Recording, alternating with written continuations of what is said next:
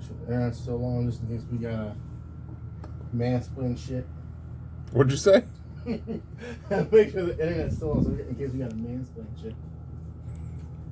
Oh, because the freaking dopey dope, so. The fucking dopey dudes. The fucking dopey Fucking dopey dudes. All right, what's going on, guys? We got, we're back here again, another week, another fun episode of Popping Through Culture. Hey, listen, guys, it is episode 9. We're almost at almost at, like I was going to tell my 7-year-old kid, we're going to be double digits soon. We're going to be a double digit soon. We're going to be a grown up. I mean, I wouldn't say grown up. I mean, you know, no? Double digits. Yeah, when I was 10, yeah, I was a grown up. I guess so. And then now you're a grown up, and you're like, damn, I want to be a child again. Right? Right. Well, listen, guys, we're streaming.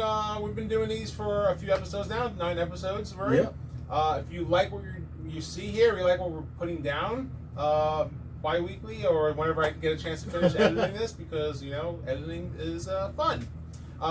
Make sure you like, subscribe, do the comments section. Tell us what you like about the show, what you don't like about the show. This is more or less an experiment of sort for us. Yeah? No. I have a question. Yeah, sure. Do you feel like you've grown in the past 9 episodes? I feel like I've got more gray hairs. I got one. It popped in right there the other day. Please. Listen, guys, if you don't know, Rico and I are about a year apart and 6 months. 6 months? Is that what it is? 39? 40? Yeah. When did you turn 40? August. June 84. Yeah. Are you the year of the 4? I'm year of the 3. Ooh. Yeah, so that's what I'm saying. Yeah. Anyway, guys. Listen, guys, do us a favor, like, subscribe, hit that notification bell, so when we eventually do drop an episode on a random Friday, you will know. You'll get to experience the popping through culture, right, Rico? All right, Rico. Without further ado, we'll roll the intro. Popping through culture, popping through culture, popping, pop, pop, pop, pop, popping culture, baby. Remake, pop, lock, and drop it. Pop, lock, and drop it. Pop, lock, and drop it. What? Pop, pop, pop. Go the weasel. Pop, goes weasel. The weasel. Weasel. Weasel. Pickety pop, pop. Pickety pop, pop. Popping, popping. Popcorn. Popcorn. All right, guys, and we are back. Listen, we're going to dive into it. We have a lot of stuff to talk about today. Content creators, I'm out for you. Ooh, you're going to hate me. Me too. I might be throwing F-bombs. I don't normally curse as much through these episodes, but fists will be flying today because there's a lot of anger as far as content creators. As you can see if you're watching this through YouTube or a short-term format, and you're not, through a Spotify, through audio, and you're on our table here, we have the Marvel comics, different Marvels, and Loki. So we're going to talk about Loki today. Loki. And we're going to talk about the Marvels. Yep. Talk about the movie, the Marvels. We're going to talk about what we thought about it, because we both went to go see it, right? Yes, we did. We went to go see it, and we have feelings towards it, and we have feelings towards the content creators out there that are bashing the movie. Oh, we're just getting purged. Yeah. I'm not going to name drop content creators, but you're going to know. You're going to know I'm talking about you. Yeah. Are we doing spoilers? Are we gonna spoil it for the rest of them? I think we can tiptoe around it without. I don't think we don't. A couple of things needs to be said. Like what? Okay, listen. Well, it depends on what we're talking about. I'll let you know. How about this? All right, yeah. And then we'll be like, "This spoiler warning." We're gonna spoiler warning. Oh yeah. All right. So what do you want to talk about first? We're gonna talk about Loki or the Marvels? Let's. I think let's do Loki. I was thinking the same thing. Let's do Loki first. Yep. Because we know for a fact everybody's seen that already. Well, for the most part, if you're hanging it's out. Something you can stream. It's right there, the click of a button. You know. Sure. So let's go check that out. Let's go. Let's dive into Loki. First thoughts. What do you think? For the whole continuity of the season 1, season 2, or just season 2? Let's say, what do you think about the character arc of Loki? Let's start with that. Great. I love the fact when a writer can make you root for the villain. When we first got introduced to Loki, clear bad guy. He was the big bad of Avengers, and what made you really dislike him was the scene in Avengers where he almost killed the old man that said out loud, like, I've knelt to men like you and I will not kneel. There will always be men like you and I will never kneel to you. Yeah. And it reminded me of the Holocaust. And maybe he was a Holocaust survivor and he saw Loki coming in like a Hitler, or at least a bad guy like that, sure, that wanted to rule over people. And it really jerked on me, and it made me feel like this guy, he's an asshole. He's a bad guy, you know? And I really didn't like him. Mm-hmm. Truly didn't like him. And then throughout that, which was, 20 years ago? Wow, 20 years ago. Why are you going to age us like that? Well, wow. No, it's not. Yeah. It's 10 years. No, Loki said he started the Avengers when he was 29, and he's 41 now. Yeah. Isn't the MCU only 13 years old? No. Iron Man 1 came out in 2006.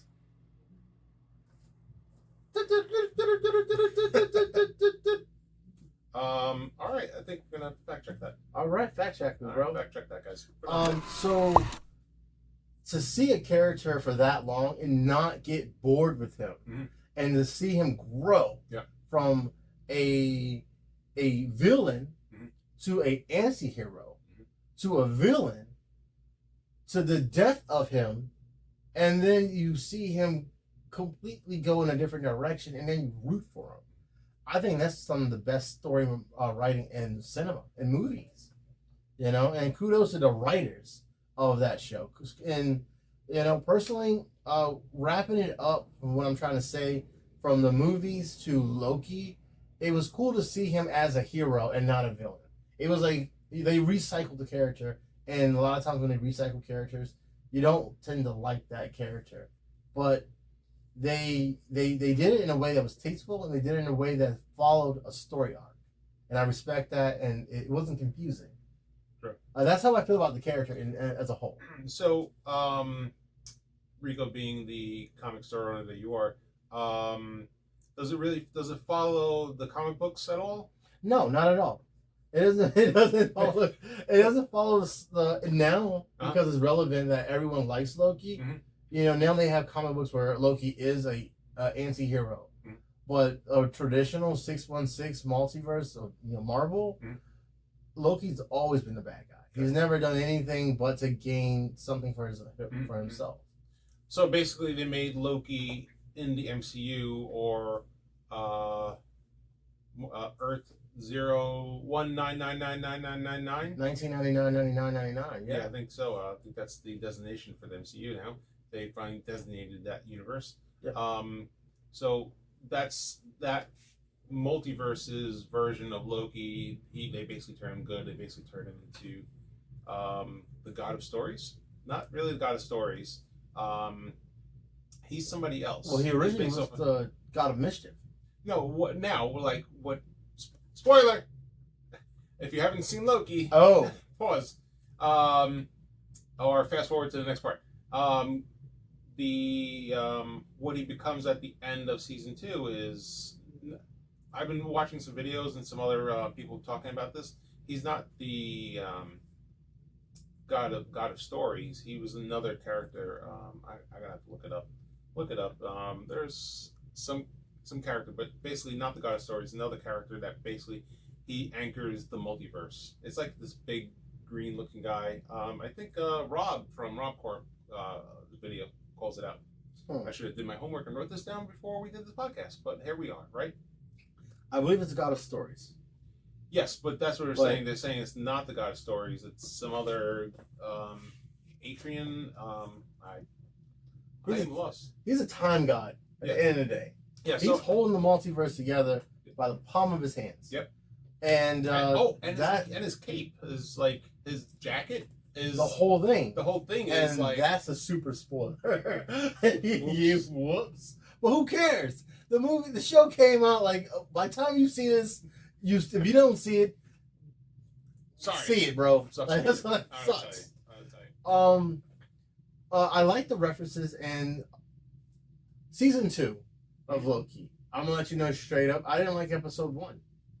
I feel like after watching episode 1, I had no idea where the show was going because episode 1 was nothing but him time hopping from the past to the future, back to the past to the present to the past, so on and so forth. So to me, it was like where the story didn't move forward. It stayed in one moment for what 48 minutes. Yeah, but then then it pays it off in the last episode. It pays off like what his powers were doing, and then also how he's able to control the powers, and to the extent of it, he was able to actually, eventually control time itself.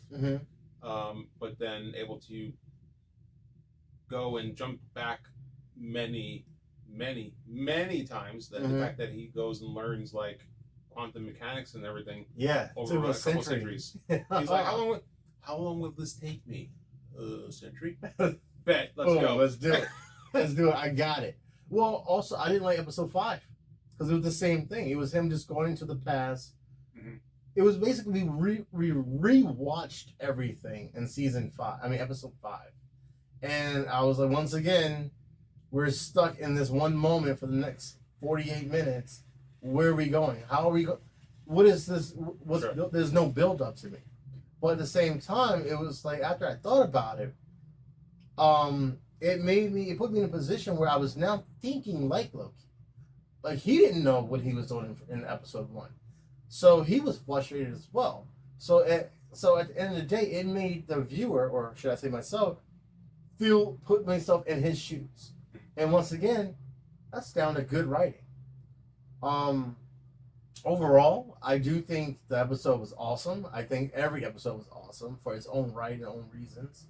I can nitpick and break down things and tell you why I didn't like certain things, but I suggest if you have not watched it, watch it. Watch it for yourself, and pay attention because there's a lot of different Easter eggs and like overlooked things that they talk about in the comic book world of 616. I'm just all I'm gonna leave.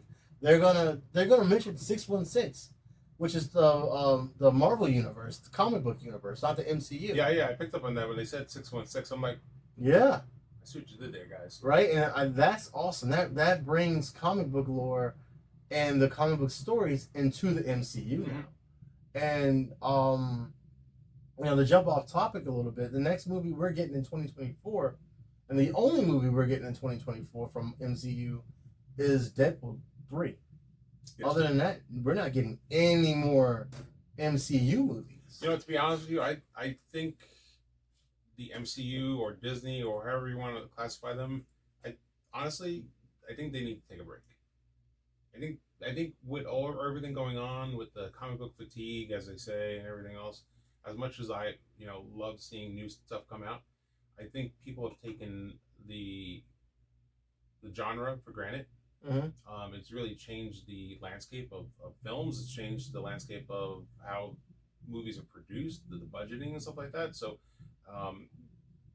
when you put out blockbuster after blockbuster after blockbuster, it can get I guess taken for granted, or maybe not the best word I'm looking for, or words, or more like they're expecting this top tier, or it goes back to the old Star Wars thing, the Star Wars mantra. It's like, it's never going to be like the first three. It's never going to be like the first three, because people are just like, okay, I've seen the first few episodes, the first few movies, and they fell in love with those movies, and nothing's going to compare to that. Yeah. So if they paused and said, well, we're going to take a hiatus for 3-4 years, let everything settle, and then come back to it, and then I think it'd be a lot better. I think let them, I don't know, maybe reboot everything, or they can just pause it and then just make quality content. Yeah. Flush out a good storyline for Secret Wars, because again, we have not centuries, decades of content that they could pull from, and they can work on a streamlined story, something that's not rushed, And we'll talk about that in Marvels because I thought that wasn't rushed, but it was compact. Yeah. So they keep trying to, in the MCU movies, they keep trying to put all this stuff and put all this stuff, but it winds up being so much fluff where it's like you're in a 2.5, 3 hour movie and you're like, oh my God, I'm tired. But it winds up being a bloated movie where, as we've seen in the Marvels, doesn't have to be.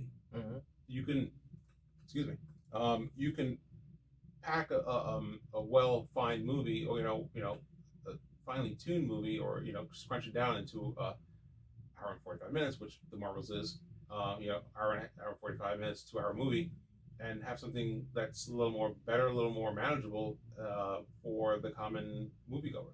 Yeah, true. So that's my take on it as far as how the MCU is going. I think that it's been so stretched out that, again, people are taking granted for, like, they're expecting Iron Man, and they keep mentioning about how the Marvels. I'm going to pause it on Loki for a second. How they're like, oh well, no one's asked for the Marvels. Captain Marvel. No, she's such a bad character. Newsflash, guys, Iron Man, he was a throwaway character, and that's the only reason why they made him, because Iron Man was doing so bad in the comics. They're like, well, he's a budget character, we'll just use him because we can't afford Spider-Man because we already sold Spider-Man to Sony. That's very true. We'll use Iron Man, and what happened? Oh look, Iron Man was the freaking jumping point. So, well, I don't think they didn't expect that to happen. Like, they were, Feige was talking about, he put a real gamble on Robert Downey Jr. Yeah. And originally they were going to go with Tom Cruise, but he was still making Mission Impossible at the time. And he's still making them. And he's still making them. Oh my goodness. But yeah, like you were saying, like that was supposed to be just a filler. Yep. And Robert Downey Jr. just embodied Tony Stark because basically he was living his life prior to doing the movie. Yep. And he was able to fill those shoes. He wasn't really even acting. He was just being himself. He was being himself. And when you have an actor like that, it goes to show that one of the worst characters can become one of your favorites based off of how they're portrayed, through film. Sure. And I think that's why, Iron Man, Robert Downey Jr. He catapulted, he made that character cool again. Not Iron Man, but Tony Stark. Tony Stark, yeah. He made that character cool. Now, before Iron Man, how many times did you see people do cosplay as Iron Man? Honestly. None, because it's hard, because having to make that costume and everything. True. I don't think I've ever seen an Iron Man costume really made, because there's so many parts, there's so many components to it. Not just that, now you have people doing Tony Stark cosplay. Oh yeah. Because that actor portrayed that character that well. Let me put it this way. There's this guy, this Russian content creator. I think he's Russian. I'll probably put the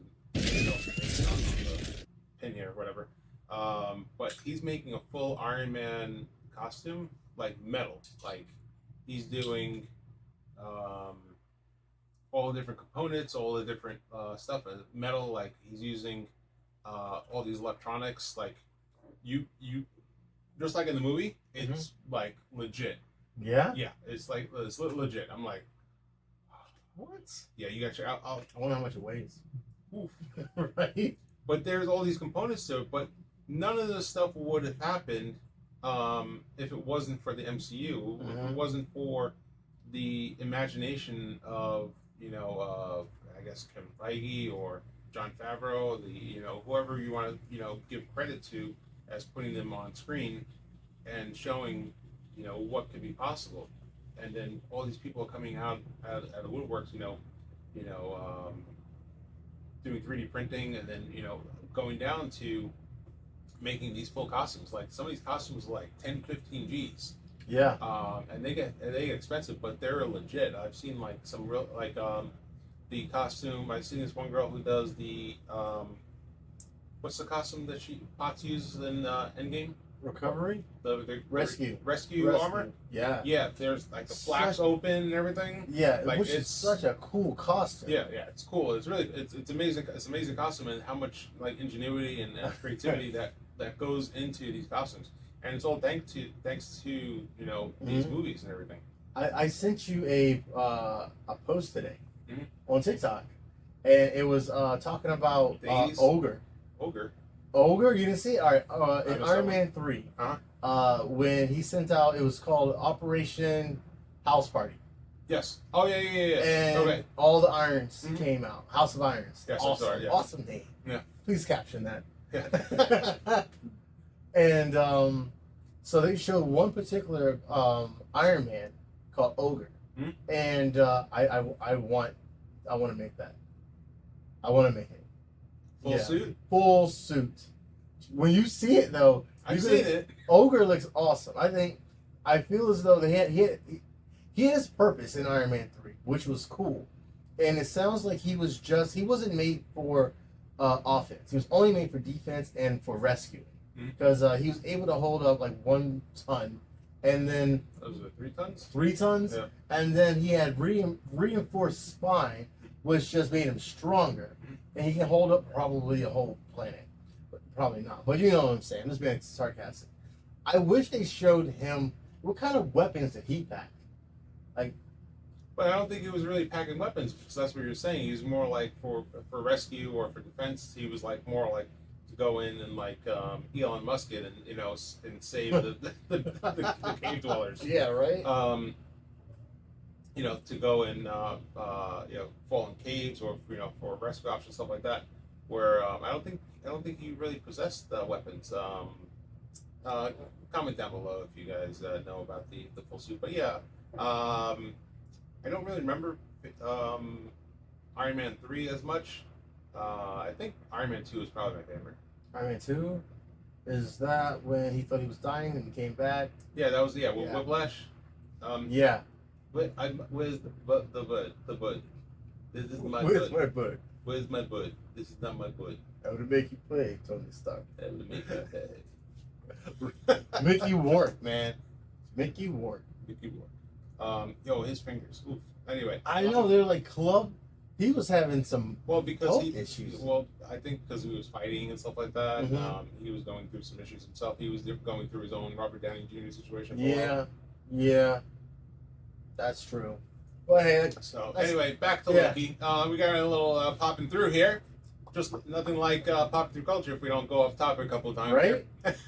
Man, so where are we at now? Are we going to finalize Loki? So Loki, the character, the series, I think it was amazing. I think it will go to show you what the people, if the people get around a character, what it will do for a character itself, where it can evolve that character as opposed to where he was just the villain, he was kind of like the big bad for a while, and then they kept bringing him back. Whereas most of the movies, all the bad guys, he's the bad guy for the movie. And they come in, they kill him, or they arrest him, or whatever it is. But Loki keeps coming back. He's coming back to where he's the savior of the multiverse. Yeah. What was the title of the episode? Purpose? I don't remember. Genuine Purpose? Well, keep in mind, Thanos killed him.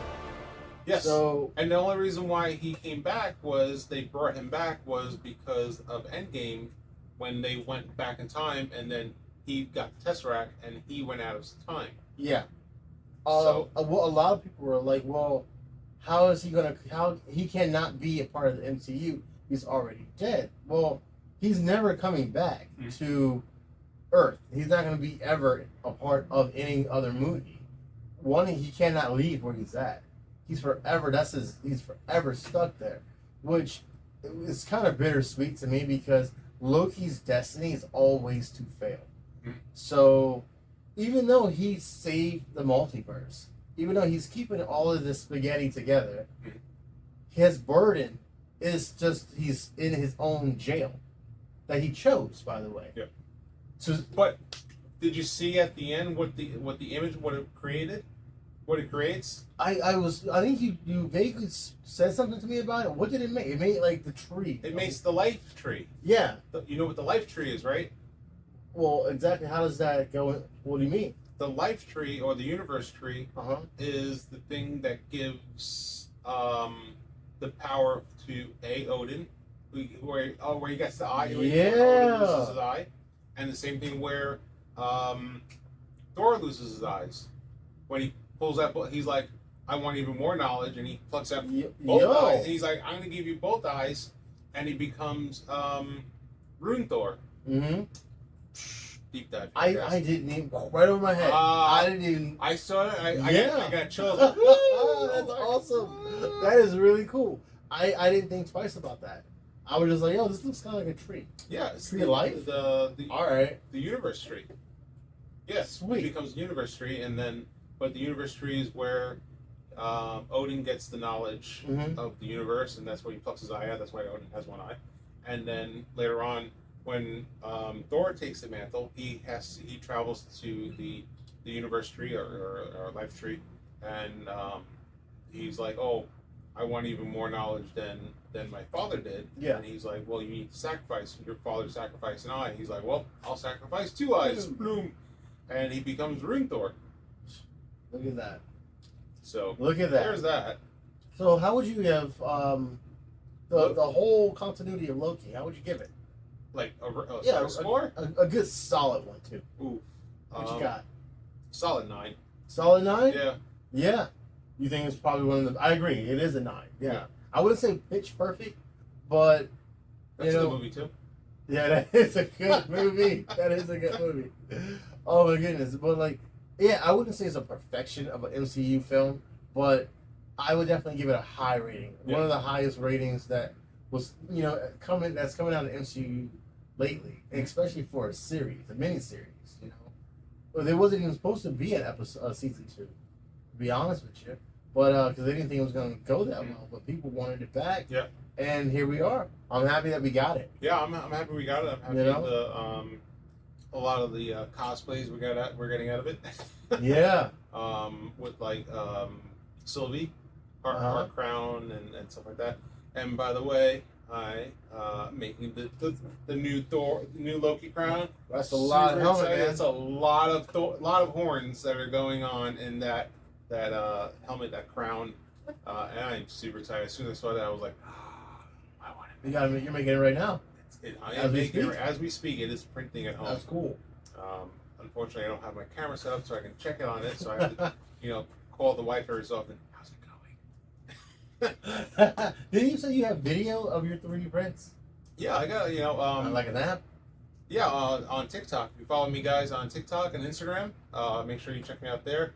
And also on the YouTube page, I will be posting, hopefully finish editing my tutorials. I'm right now working on putting a tutorial together for the Hellbat suit that I'm making. Ooh, it looks pretty good, guys. 90% right now. A little jealous. I wish I had a suit. I wish I had a cool suit, right? You got a printer now, buddy. So, all in all, I think Loki was great. I thought the character development of it, I think he had the best arc as a character. Yeah. As far as the series went, I think it's been the best series. What was the other series? So we have Captain America one, that was crap. They had Miss Marvel, also crap. No offense against Miss Marvel. I don't like the character. I just never liked that character in general. Like, especially when they changed the power set, how she was. Like, maybe if they stuck with the power set, then it probably would have been cooler. Or maybe I would have been a little more favor of that. I thought maybe Hawkeye, that was okay. I liked Hawkeye a lot. Hawkeye was okay. It was cool. Hey, bro. Yeah, what? Hey, bro. Hey, bro. The bro mafia? Oh, yeah. The bro. Hey, bro, come on. What are you talking about? WandaVision. WandaVision was good. WandaVision, I felt like I was mid-season being force-fed. I like the different genres they did, or like the different decades of film. Yeah. That was pretty cool. It was a cool spin on it. Like, once it started to get out of the black and white stages is when I started to like it. Like, I was never a big fan of, like, I Love Lucy. Lucy. Or, like, I don't know. I've just never been a big fan of black and white film. But now I guess that I got older, I appreciate it. Sure. But going into the into WandaVision, I was like, is this gonna be like this the whole time? And I wasn't really feeling it. But then Werewolf by Night was all black and white, and I loved it, you know. But I guess it was just a story. So it was a slow burn for me when it came to WandaVision. But then as it started building up, I was like, all right, this is getting dope. I'm liking it, you know. And then what we got? Also Moon Knight. Dude, that was kind of weak. I what? There wasn't enough Moon Knight. I did not like the fact that it was in London. Moon Knight should have been in New York City. You know, Donnie. No, that's Ghost Rider, Donnie Ketch. Oh my goodness. People are gonna hate on me for this. Yeah, seriously. This guy. Oh my goodness. One of Moon Knight's personality. He's a New York cab driver. Why do I have a... Oh, that's at the end of the episode. He's the cab driver. And that was one of the best versions of the stories of Moon Knight, comic book wise. And I cannot remember his name. Because he gets the powers from the Egyptian god. Yeah. Khonshu. Yeah. So that's probably where they're starting off on, is him getting the powers, and then if they would have season 2, he'd be in New York. I cannot remember his name because originally the taxi cab driver was the original person to get those powers. And in the show they showed that guy last. Oh. The cab driver was the first. But he was suppressed by the English guy, and he was also suppressed by the American guy. By the American the Special Force guy, yeah. And man, I wish I remembered his name because that was the best storyline in comic books for Moon Knight. And overall, it was a good show. You know, I liked it a lot. Maybe because I knew the comic book. Only thing I disliked about it was, why was it in England? It should not have been filmed in England. But they were in Egypt.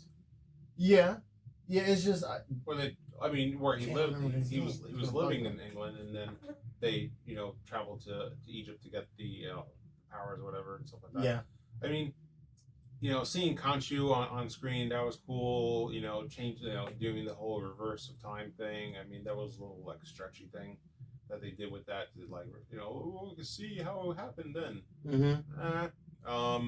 But as far as the storyline goes, or maybe the cinematography of it, of the action, that it wasn't.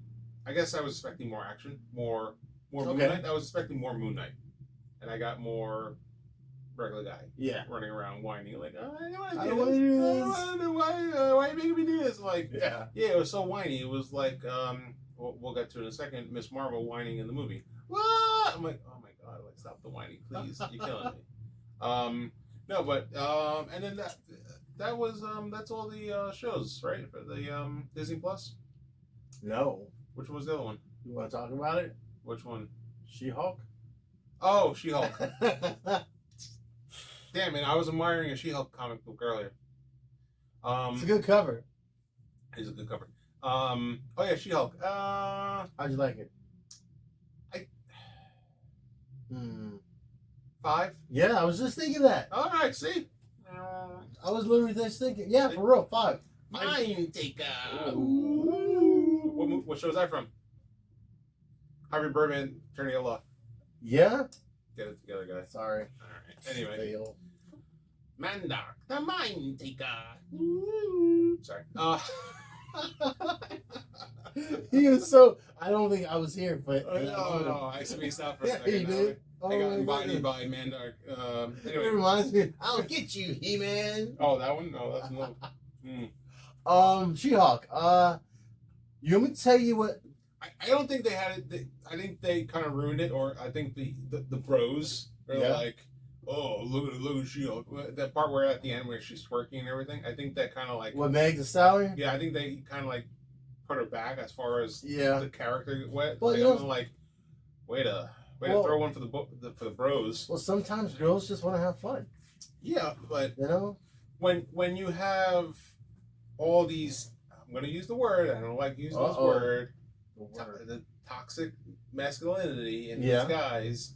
But that's exactly what it is. Mm-hmm. These guys who never got hugged by their mommies, Mm-hmm. and got dissed on by too many hot girls. Get over it. Yeah, right. They just like shitting on the the main female role, or the head the woman being the role Yeah. character, and you just threw them a bone to shit all over your product, you shit all over your character more so than as opposed to like just sticking to it and be like she's She-Hulk, she's like a force to be reckoned with, she's a smart lawyer and stuff like that. I think if they just like lean into it more, and then like where they, but if you look at the comics, they sexualize her too. Yeah, so a lot. Like Like the one comic book here is she's wearing a bikini. Well, how about we talk about, I think, what, issue 39 or issue 40? I can look it up real quick, but you know what? I'm not. When she jumps rope and she's like naked. The whole first panel, or whole first page, naked. Yeah, is her talking to the writer. Why do you want me to jump rope naked? And then the writer's like, well, just put the newspaper down. Here's the jump rope. Well, how am I going to hold the jump rope if I, blah, blah, blah. And, that was probably, I think that was what got She-Hulk, the comic book, canceled. That was almost the last episode, issue. Mm. Yeah, from the original She-Hulk before it got re-released for the volume 2. And in that one, it was more of her being macho and her being strong and fighting, opposed to her being sexualized. And, I feel as though with She-Hulk, the show, to be completely honest, me watching the She-Hulk show is the most She-Hulk I've ever watched or read. I didn't really read the comic books. Yeah, I never really read the comic books. I mean, like, I know of the character. Yeah. I think I think they needed to pick a direction, is what the problem was. You needed to pick a direction of the character, how the character was. Yeah. Also, the CGI wasn't the best. I think if they cleaned it up, I mean, I've seen better CGI from TikTokers, or YouTube, creators, where if they polished her up a little more, I mean, I think she was just like the color was like really matte. I think they made it like in the comics, like she's like really shiny, like she's just like glistening of oil and stuff like that. I think maybe they were like, oh yeah, let's all go watch She-Hulk because this hot toddy green beast is running around. But I don't know. I mean, there's just anytime there's a lead female role, these, again, I'm gonna say the word again, these toxic males are like attacking them for I don't know why. But meanwhile, you have other characters like, say, Scarlet Witch. No one really attacked her because she was part of a group and not like the fore figure. Yeah. If you look at all these the female figures that have been in the MCU, if they're not in the forefront, they weren't touched. Well, it's like like Valkyrie. They kind of like recently I was watching a video, and they're like, "Oh, this is Valkyrie in the comic. This is Valkyrie in the MCU. Like, why did we do that?"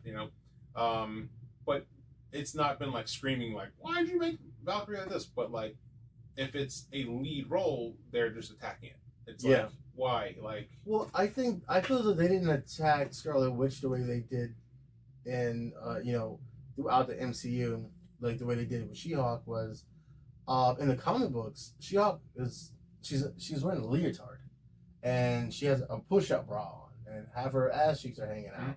Well, in the MCU, she's nothing like that. She's actually in a trench coat with leather pants on, and you don't even see her body. Sure. Until you watch her in WandaVision when she's doing a cosplay of the comic book accurate.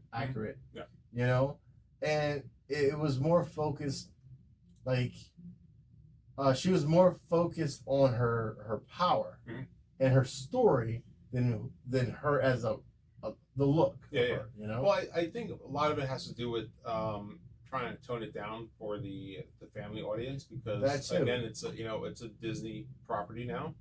And then, they have to make it for the kids and everything, so they can't overly sexualize the characters as they do it for a comic book, because you're usually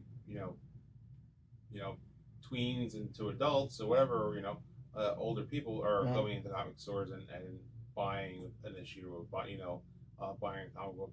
But if you're in, say scrolling through Disney Plus, or you want to go, you take your family to a movie, you're not going to see those things. You're not going to see an over sexualized character because they're pandering to to the families. Yeah.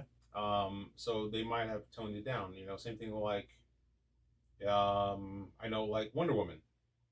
Wonder Woman in the comics is way more robust.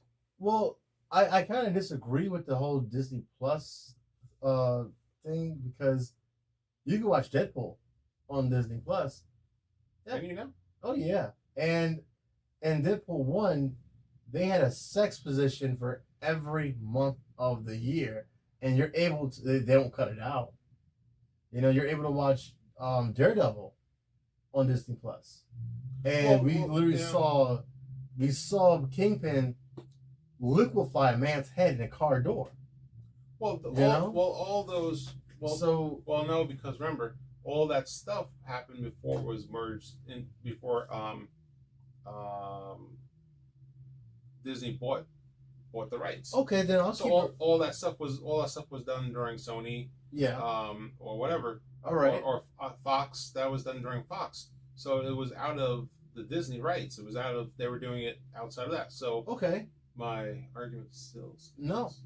So what about the new? Have you seen the trailer for Echo?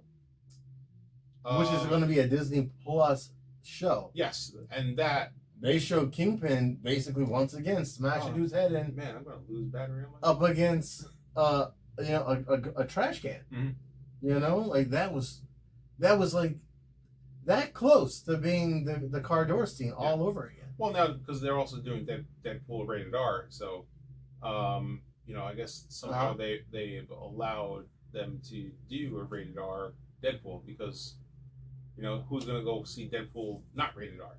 Yeah, I think they had to lean into it to accept that Deadpool's a rated R character and that's the money maker, and we're gonna have to accept it for what it is, and I guess the families are gonna have to realize that this character is rated R. I'm pretty sure once it comes on Disney Plus, it's gonna have like warnings and parental warnings and a bunch of stuff like that on it. When it comes to ratings, people are real quick to be like, well, this is rated PG-13. Why is there blood in it? Or how is this on Disney Plus when we see something they curse or something vulgar? Because there was a couple of curse words in Loki, like not like ass or damn it, but like some real curse words. And it's like it's not up to Disney Plus to, it's not up to the network to give a kid a kid friendly movie. It's up to the parents to censor their kids and allow them. If you feel as though your kids are mature enough to watch this, then watch it. Talk about censoring. We're gonna go down a slippery slope as far as things like it goes with video games and all censorship and why are we relying on the government to censor stuff? You're a parent, just you shouldn't watch that. They're already putting a rating and saying this is PG-13, this is rated R, this is G, whatever. Like, be a parent. Yeah. At the end of the day, it's not up to a streaming network to their job is to entertain. Sure. Our job is to restrict or allow as parents. Yeah. So I don't blame Disney Plus for putting anything out that could possibly be too mature. Like you're paying whatever you're paying a month for this streaming network. Well, you're allowing it to be broadcasted in your house. Yeah. Now it's up to the parent to go, all right, John, or whatever you're doing. Jimmy and Jane. And Jane. You can't watch that. We'll try again next year, Mm-hmm. Or here's a Daredevil comic book. Right. Go that far, Or just like, at least in the comics they censor out the words. Right? Normally? Usually like explicits and stuff like that. Yeah, and then in some comics they don't. It depends on if it's the grading of the comic. Yeah, it depends on the grading of the comic. Yeah. Like, the Wolverine comics, you have to have a parent to come in and buy it. Really? Yeah, it says mature audience on the comic book. Huh. Yeah, Wolverine. What? But then again, look what you're getting Wolverine. Yeah. You know, you're not getting. Well, what up, guys? It's Spider-Man. Right. Zip zap. You know. I think it's man. Twip Twat, but okay. Whip. Twip Twat. Yeah, you're not getting that, and in a Wolverine comic, you're getting guts poured out. You're getting arms ripped off. You're getting The good stuff. You're getting Wolverine drinking and smoking. You know, you're getting more mature audience storytelling. Yeah. But all right.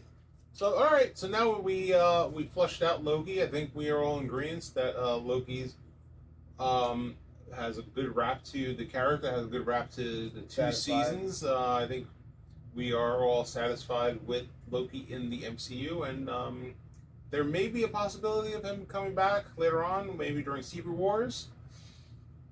I hope not. No? No. You think you like the way he wrapped it up? I like it. Yeah. I feel as though if they do, they should only bring into the continuity of what he is, but they don't need him to make an appearance. Okay. You know, like he's more than just a person now. Got it. You know, I dislike about Loki how they just completely severed Jonathan Majors, and I don't know if you remember the last season, he never got the book, so he never learned the TVA manual, so he never became Kang. Yeah, and that was Marvel's way of just taking Jonathan Majors out of the MCU, which he could have been a good big bad. Yeah, Jonathan Major played Kang very well. I feel as though, you know, you don't always get what you want. We got enough. Well, but now who's going to be the big bad? I think for the MCU. I think Doom. I think they have with finally doing Fantastic Four again. Why are we doing Echo? Why are we putting effort into these characters those characters like I mentioned this in probably in episode 2 or 3, or I think it might have been episode 1. Like who asked for Echo? You ready for this? I'm waiting for it. I'm ready. You ready for this? Oh boy. All right. So Echo, we're gonna have Kingpin. Kingpin's gonna become the mayor of New York. Kingpin outlaws the comic book, Marvel Outlaws. He makes it illegal to be a superhero in New York City. So now you have Spider-Man, who's now a legit menace. It goes from the cops actually, what's up, Spider-Man, to Spider-Man, you're under arrest. Yeah. And the Outlaws has Kate Bishop. It also has Scott Lang's daughter. I don't remember her name, but it's not Ant-Man. Katie Lang? Yeah, but I don't remember her superhero. Oh, damn it. Yeah, don't remember it. Okay. And they also have my goodness. MacGuffin? MacGuffin? Yeah. What? Well, they have all the Young Avengers, basically. Yeah. And we're all called like the Guardians? I think no. No? Not the Guardians. They're called Outlaws. Okay. And I feel like that's where the MCU's going. Oh, so like they're setting up the ground level for. Yeah, and I'm looking forward to a ground level big bad. Like we've already had an inch and a collect. I'm tired. I think I already told you this. Yeah. I am tired of the MCU going to space. Like let's bring it back home. Let's bring it back to New York City or anywhere else on the globe. And so you think Doom would be bringing it back into the concept? Yeah. Well, you have Doctor Strange, so that's already they're looking at Doctor Strange 3 or whatever, where they laid out at the end of the movie for the next movie. But I think there's always going to be an entity or a part of the cosmic realm, or the extra level, or unless you're doing. I think the only time you can really stick to base is like X-Men, because they really talk about like I guess the racism of the Marvel of the mutant population versus the normal Homo sapiens, stuff like that. So it's kind of grounded with that. But again, like maybe Deadpool and then all those characters, because they don't really go into space that much. They don't really deal with unless you're dealing with X-Men, where you're dealing with Phoenix Force and the Shire. Yes, Shire. Shire. But their topics are really based on their interpersonality, interpersonal relations, stuff like that. So you don't like the X-Men. I think the X-Men are fun. Huh? Whoa, sir. Yes. I happen to really like the X-Men. How come you don't have any X-Men comics, sir? How come every time every time I look at the X-Men comics, you're like, oh, I don't like them. They're trash. No, okay. All right, X-Men in the early 2000s, garbage. Garbage. Okay. If you wrote for the X-Men in the early 2000s, sorry, but it was garbage. It was garbage. That's probably why you got fired. And I mean that with all of me. I actually mean that. Mid-2000 X-Men was a trash comic book. That's why literally every other issue they were rebooting because they were firing their writers and they were firing their artists because they wanted to go too political and they wanted to add real world issues into their comic books. And then once they stopped doing that, they hired a whole group of new writers, and it was just dialogue. I remember reading one comic book where all it is, I'll show you after this episode. It was just talking, and this was a thick X-Men comic books. Annual? It was issue one. It was issue one of X-Men, and it was just where's the action, and then they'll go off space somewhere, and they'll show some kind of space battle that had nothing to do with what is going in this whole conversation we just about finished reading. And nowadays, X-Men is starting to come up. Yes, X-Men, they're doing a solo series with Wolverine. They did a solo series, duo series, or duet series with Gambit and Storm. I'm looking forward to the Uncanny X-Men, where they're the Fall of X. Yeah. Fall of X, House of M, Yeah. House of X. Right after that's when X-Men started getting lame. Oh. Yeah. Wait, House of M was when? House of M was early 2000s. Early 2000s. Yeah. Oh, so after that. I'm talking about like 2000 and like 14, 15? No. Oh, yeah. That's for Uncanny. Uncanny started getting garbage after like issue 300. You know, when they brung in, they just made it look weird.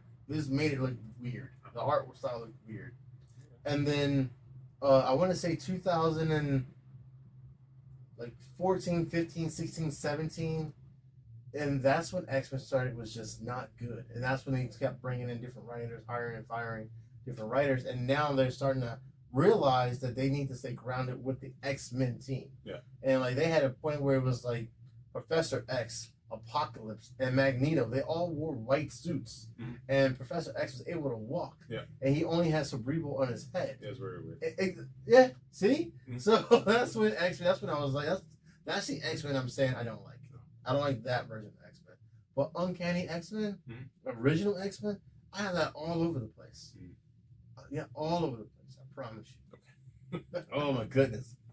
All right, so let's dive into it. We're gonna switch gears again for a lot of times this episode. A lot of times. Let's go. We are defining the definition of popping through culture. We're gonna dive into the review of the Marvels. And let me stretch out for this one because I'm coming for you guys. I'm coming for you. Listen, the Marvels, it wasn't that bad. Nope. It was not that bad. I'm going to tell you right now, it was not that bad. And if you do not give it a chance, you're missing out. You're totally missing out. Missing out all these characters, the dynamic where it went. And you know what you got in the Marvels that we haven't seen in any other episode? A training montage. Yeah. They're training, like they're all like together working, or not really working out. They're training on how they're going to go into the battle, how they're going to use their power sets together to one up the main villain, which I'm going to say is the only fallback that I did not like. I did not like the villain. I did not like the villain. You didn't like the villain? I did not like the villain. I did not like the look of the villain. I did not like the fact that they gender swapped it. I did not like, The only thing I liked about it was, she had a real reason why she was going after Captain Marvel. She came, she destroyed the AI, she destroyed all that stuff, and then the fall of the planet. And then so she had reason. So besides that, I mean, the look of her, how she was portrayed, the fact that they again gender swap. I don't really like the gender swapping, race swapping. It's like you have the character, use the character. If you want a different character, create a goddamn different character. Like I mentioned this, I think on episode 3. There are so many different characters out there. There's so many female villains out there that they could have used. Yeah. But no, they had to take a character who's normally male character, and then they swapped it in for a female so they can have it all a whole female montage. And all the bros gonna be like, oh look, the only guys you see are like secondary characters, or you got the guy in the man bun and stuff like that. Whatever, guys, listen, go hug your mom. I don't know, go get over your issues. It's ridiculous. It's ridiculous at this point where you have to bash these female leads. And also Miss Marvel, she kind of annoyed me. Yeah, she annoyed me. She's like, I'm like, you're a superhero. I'll let you get this out. You're a superhero. You have powers. Like, right. Okay, when she got launched into space, I mean, I think anyone, a young girl would be freaked out. She was like, oh my god, I'm like in space. Okay, I get it, but like, which Marvel are you talking about now? Miss Marvel. Oh, okay. When she gets swapped with Monica. Yeah. And she's like floating in space. She's like, oh my god, like, oh, why am I floating in space? Okay, I get it. But outside of that, she kept kind of like freaking out when she landed in the spaceship where Captain Marvel was. Yeah. And she's like, oh my god. She's like freaking out. I'm like, you have superpowers. Use your superpowers. Okay. Right. Like, and then she was like always a freak out moment. True. But as far as, and it kind of got annoying, kind of like screeched, like grinded my gears. But maybe that's just her character. I mean, you just lean into it. Again, like same thing like how, everyone's getting upset how Captain Marvel, Carol Danvers, was in the first movie she's like very brooding. What? No one said anything about Batman. No one said anything about all these other male characters are brooding, whatever. Right. Her character was based on, she was, a military weapon kind of thing. She had, her memories were wiped, so she didn't have her personality as Carol Danvers. She doesn't have, stuff like that. But so, full disclosure, I haven't seen anything else with Brie Larson, so I can't really base off. I really was basing off of the character of Captain Marvel, or that's in the show, in the movie. And maybe I have to go back and I think maybe she pissed off some broski a couple years back, and then everyone keeps pissing on her. But I mean, the look, I think the costumes were on point. The only thing that she was missing was like the sash in her costume. But I think Miss Marvel, she winds up using the sash thing for her when she's fighting in that one scene. Let's see, the one scene when they're on the singing planet. I mean, that was kind of corny. It was kind of like go keep going. I'm sorry. Yeah, it was kind of corny, but kind of like they were trying to do this. They basically made Captain Marvel a Disney princess in the movie. So she's basically a Disney princess. So now they're gonna be like, oh look, now Carol Danvers is the Disney princess because she's the princess on that planet. So they're in this platonic relationship where it's like for political reasons, which happens. I mean, that literally happens in real life. I mean, back in the day, like monarchies merged together for political reasons. It's happened. I mean, but the look and the feel, and I think the best part about the whole thing was it moved. It just moved from moment to moment to moment. It wasn't rushed. It wasn't rushed, and it wasn't fluffed out. And also the parents. The parents was the last thing that pissed me off. Like they were like kind of the comic relief. Oh yeah, one more thing. You're good. You're good. One more thing after that is so the parents, being the comic relief or like being there like, oh, what are you doing? Like, okay, send her off. She's a superhero. You guys know she's a superhero. Okay, have that fight scene or that scene in the house, but then okay, go. like you're dragging them around. You're like, hey, having them chase the cats and everything. Everyone's gonna be like, the cats was the best scene. Like, guys, get over it. Like, really, Yeah. it's really aggravating at this point. And I think you guys really need to give the Marvels a chance, give the characters a chance.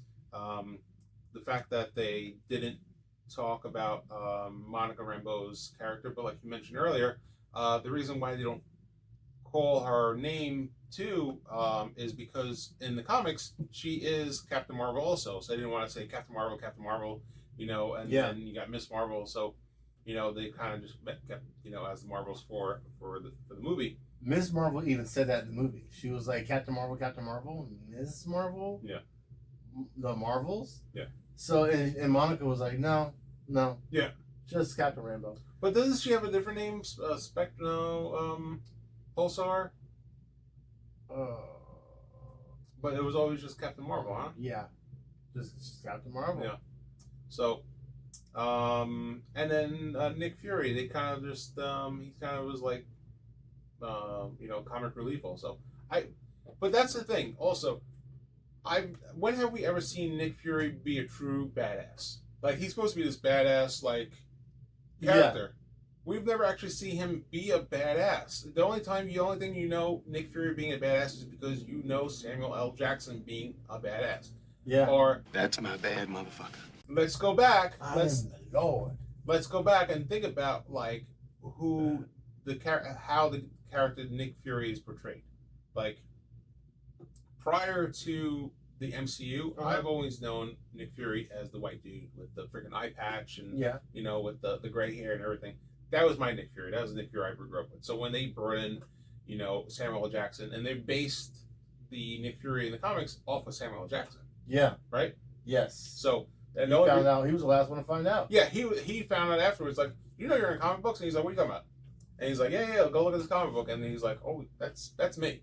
Yeah. So they remade Nick Fury, which I'm gonna have to do some research and then find out, or if you guys leave it in the comments, how do they go from the white Nick Fury to the black Nick Fury? Do you know that? Yeah. It happened, I want to say, after the Ultimates. Yeah. Oh, the Ultimate Universe? Yeah. Because Oh yeah, because I think he came in during the Ultimate Universe when during the Heroes Reborn. Yes. After Onslaught. Yeah. Yeah. Mm-hmm. Yeah, I forget. Yes, are you right? Heroes Reborn came after Onslaught when the universe was rebooted. I know that comic, but I don't remember reading that comic. You don't remember the Onslaught series? When it was Onslaught that was created from the manifestation of Xavier and Magneto's. Not Age of Apocalypse. Not Age of Apocalypse. Onslaught. Who sacrificed themselves? Someone sacrificed themselves. Like they blew up. To destroy him? Yeah. I know I read this comic book. I can see the pictures. Oh my goodness. Because the comic book, it looked like it was all drawn in watercolor or painted. It wasn't done in traditional comic book style. Yeah, I thought you were a good big X-Men fan. Wow! You sent me comics I read today. Oh my goodness! This was X-Men run. You know what? No, I'm gonna keep it on. I'm gonna keep it on the Marvels. All right, let's go. All right. Because you rated it a 7, I rated it at a 7, and our 7s aren't the same 7s. Why? Because I don't disagree with what you're saying, but I have an excuse or justifiable reasons for everything that you are saying. And I want to start with the young one and work my way up. Go for it. Miss Marvel. She's like 16, 17. Mm-hmm. She's acting like a 16, 17-year-old girl. Yeah, like I said. She's supposed to act that way. Okay. You know, like, did you watch Miss Marvel on Disney Plus? Yeah. She freaked out. Yeah. She's a typical girl, and that's why I said in my my live stream I went on TikTok, I'm not coming off sexist, and this is the way women should act, or this is the way a girl should act. But that's her character trait. That's just her character. And I think it's awesome that they ended Miss Marvel and then picked up exactly. It was seamless. Mm-hmm. Where in the Marvels, where Kamala Khan picked up. So it's not like she's well into being Miss Marvel. Kind of like how Tom Holland was Spider-Man, where he was still young, but he already had that training for about 6 months. Yeah. You know, she's still, I'm figuring this out. Oh, sure. Like, I don't know what the length of my power is, but I know I have powers, and I'm still figuring this out right now. And she's with her two idols that she's gonna be, fanboy or fangirl over. Well, that too. She doesn't know about Monica. She never knew about Monica. You're right. She didn't know about Monica, but she knew about Brie Larson's Captain Marvel, and she wants to be a part of a team. Mm-hmm. Like, honestly, Jersey City. What does that have to do with New York, which all of the other superheroes coincidentally live in? 90% of the yeah, no, it's like really dense here with the superheroes, right? So she's her own superhero in her own city, and that's it. Mm-hmm. She has no one else to learn from. She just knows she looks up to this strong female, and she wants to be like. She has a role model. Sure. Kind of like Tony Stark to Spider-Man. That's all it is. Yeah. That's all that is. Yeah, sure. Which is, lazy writing, but we needed her in the MCU for whatever reason for the future. To carry on with the show, though, I like the fact that the difference between Brie Larson's Captain Marvel and the Marvels opposed to Captain Marvel is, she's a military woman. She's in the Air Force. Yeah. She's supposed to be very stern and blunt and hard, Yeah, that's what I was agreeing with. I was saying, like... And in this movie, she's more humanized, Mm-hmm. I feel as though. Because at the end of the day, she is a human being from Earth. But remember, she lost her memory in the first one, so she doesn't have those kind of humanity type traits. Yeah. Until she gets memory back, and now she goes, all right, it's okay to cry. It's okay to hug. Which I pointed out, those are two unnecessary things. I feel as though they did that because they wanted, if you saw Spider-Man, Tony Stark, and Thor together, they wouldn't sit up there and cry and hug. But it's sad that in a chick flick or in a female lead film, they have to add that in. It's unnecessary. There's no real reason for it, but I feel like they have to do it, and it's very it's stereotypical that they have to do that. I didn't like that part of the movie. But then when it came down to Monica Rambeau, I like the fact that we saw her origin already in WandaVision. Yep. So by the time we see her again, the time frame has gone by so long that when we do see her, we're like, yes, I remember this character, and I want to see more of this character. And the way she portrayed herself in the film, to me, she had a lot of the big bad action. Like, she was to me, like, when I was looking forward to see her use her power and her fighting style. I thought it was awesome because keep in mind, like, she could make herself transparent. So she didn't want to get hit. She didn't get hit. It was cool that when people went to throw punches at her or to go to shoot her, she could make herself transparent and then shoot the person behind her. I thought that was a really cool thing, how they used her powers in the film. They could have just had her going through walls. Is it transparent or... Translucent? Not translucent. It's more like intangible. Intangible. Because Yes. Transparent yes. is a glass. Yeah, you're right. You're right. Yes. Uh-huh. And I thought that was cool, a cool use of her powers. Because Mm-hmm. like I said, they could have just made her like go through walls, and then that was it. But no, she used every ability of her power in her fighting style. Yeah. And you don't get a lot of that because a lot of times they only want to show you the cool stuff, or the company, the filming company doesn't want to put that budget into that so they shortcut it. And I feel as though in the Marvels, they gave every character a moment to shine. And the moment was timely and it was memorable. The villain, I thought it was okay that they used a female villain. Like, if you're going to have a Black Valkyrie, Yeah. like, it's that whole, well, let's keep the characters. Well, that's race swap, with that. Yeah, but it's it's still a female. But this isn't Earth 616 either. This is Earth 1999. Yes. So in Earth 616, we got that particular style of character. If it was MCU was 616 and they changed everybody up, then you have an argument.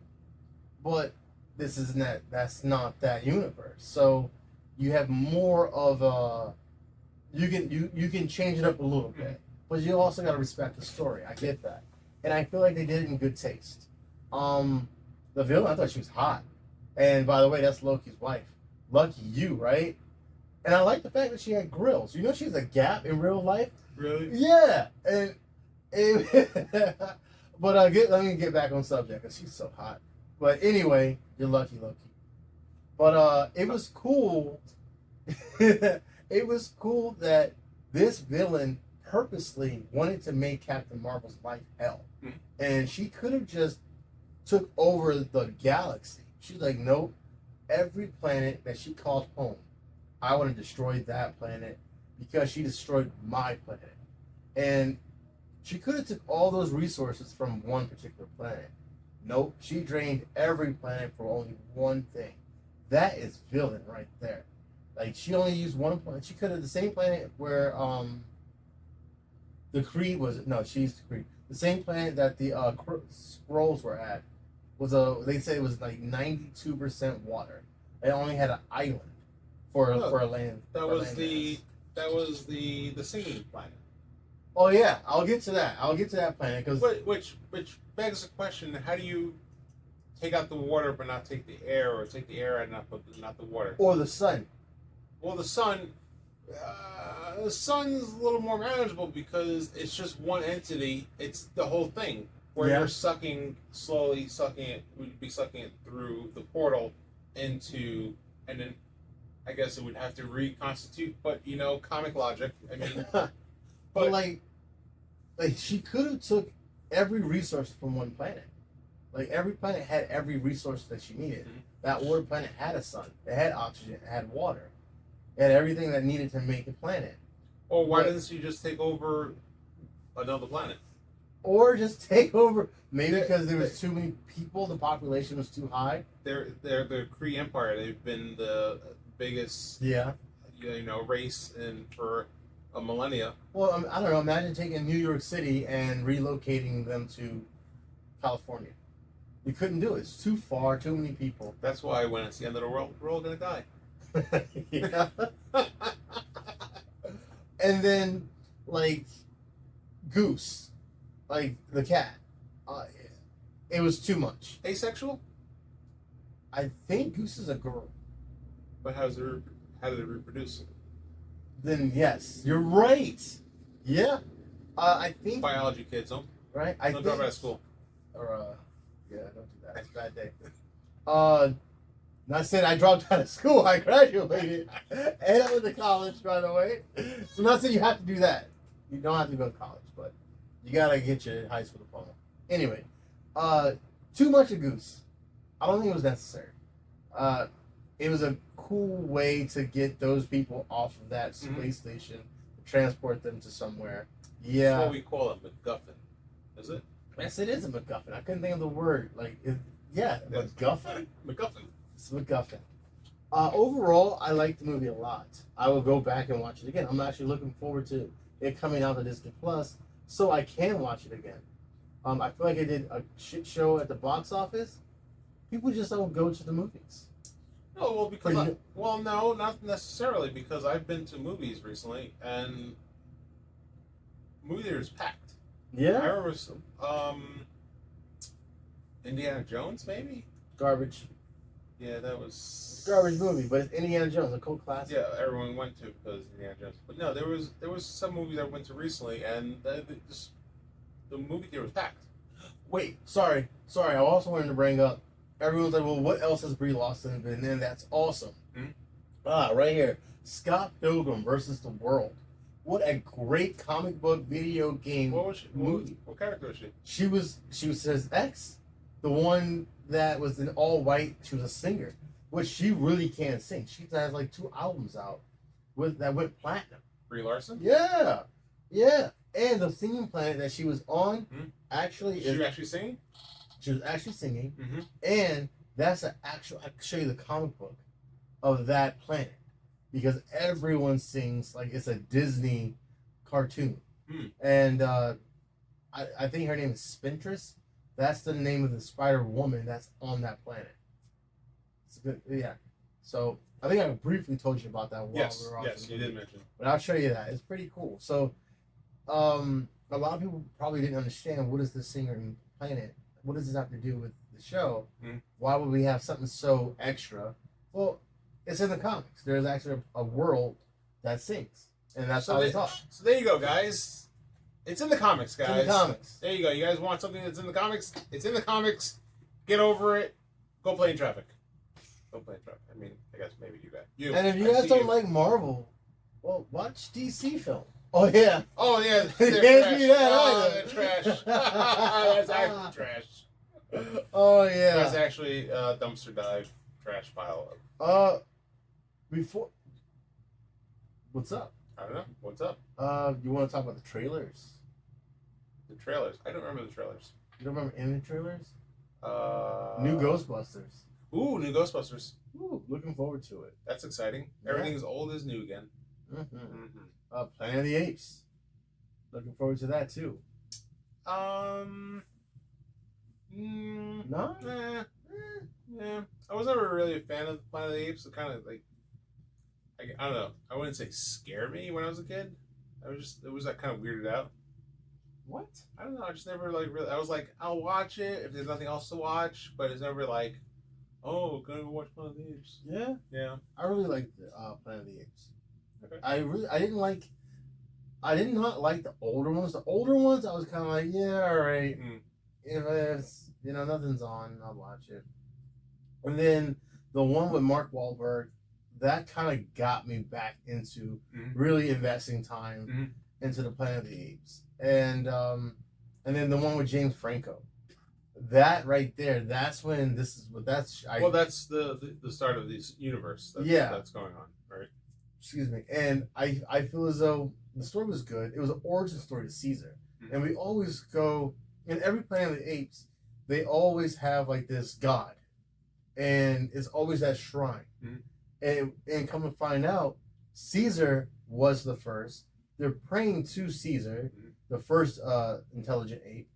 And the symbol that they make is basically just the window he looked out of when he was in the attic. Yeah. And I thought that was such a cool thing that it tied back to this is the symbol that they're praising. And this is the gorilla that wasn't supposed to live, but, that's what he is. And Caesar's from the James Franco first. Yeah. And I thought it was pretty ironic that, in the second one he has a son. Mm-hmm. And in the third one he has a son. But then he passes. And then now they actually have an idol to praise. And then in this one, Caesar's kids are grown up. And I want to see, like, where did the line sever towards, because Caesar taught his kids that don't be afraid of human beings, but be wary of them. Like, don't trust them. But there are some good ones, keep a distance. Stranger danger, guys. Right? Yeah. So I want to know, because in the trailer we saw like they were straight up taking people down. They were hurting them. They were putting them in cages. And where did that line sever with Caesar's son, where he was like, all right, I know how my dad brought me up, but this is what I choose to do now. Because I believe the ape, he was the ugly ape. I don't remember his name, but he died. He died in the second Planet of the Apes. The big orangutan? No, not the orangutan. He was another chimpanzee that was really scratched up. Oh. He had a crazy name, but I don't remember his name. But yeah, I'm interested in seeing that. I followed the storyline pretty good, and I got comics for Planet of the Apes as well, and it's a cool comic book. Yeah. All right, Rico. I think this was a fun episode. We covered a lot of ground. We covered a lot of Easter egg. I'm doing it. No. I'm doing it. You gonna do it? I'm gonna do it. You sure? Yep. Beast. Beast. And not just any beast. What's his name? Brendan Fraser? Not Brendan Fraser. From the show Frasier, that beast. Oh, what's his name? Well, he's Kelsey Grammer. Is it? Kelsey Grammer. Yes. Ha ha! I told you. Yes. Dun, dun, dun, dun, dun, dun, dun, dun, Oh dun. boy.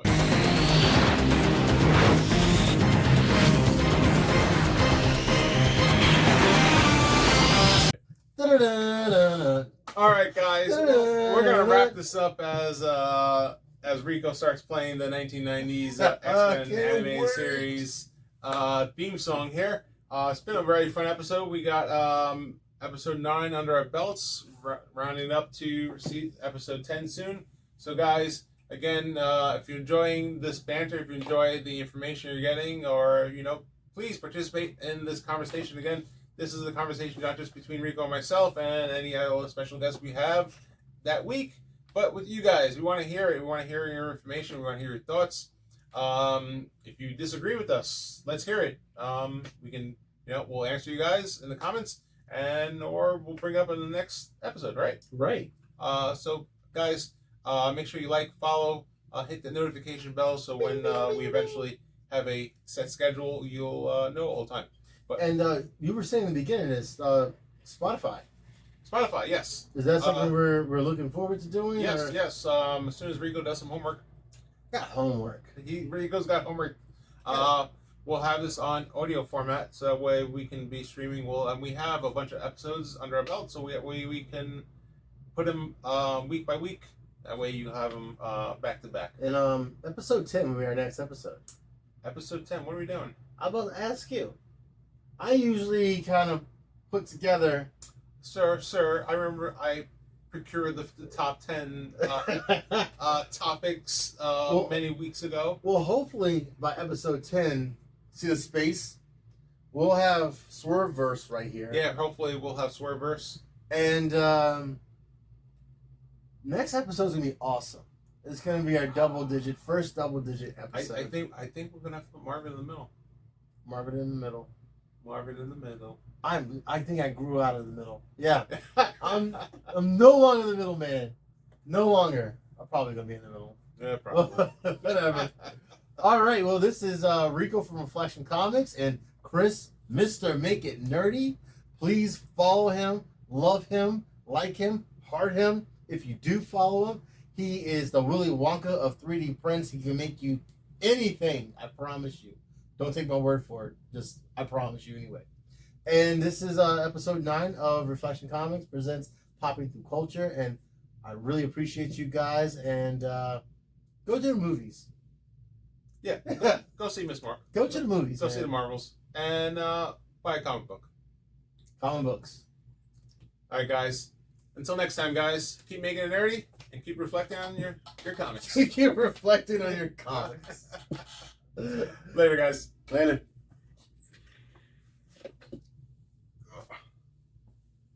Good episode.